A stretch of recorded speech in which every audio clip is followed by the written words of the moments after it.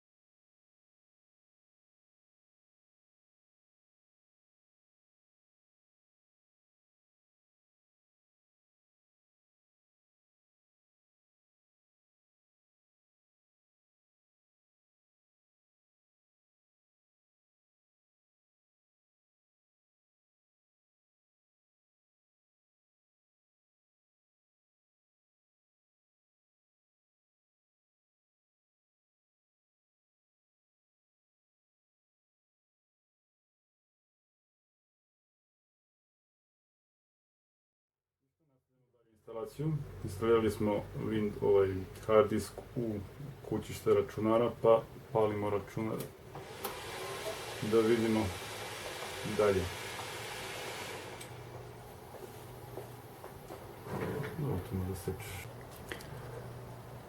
Kada se Windows ponovo upali, idemo na opciju My Computer Shortcut, desni klik Manage,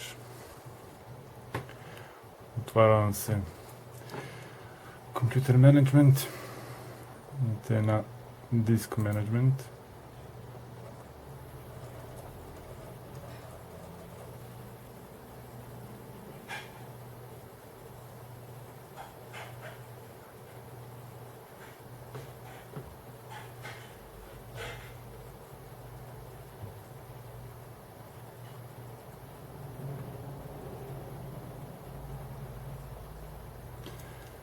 dobro.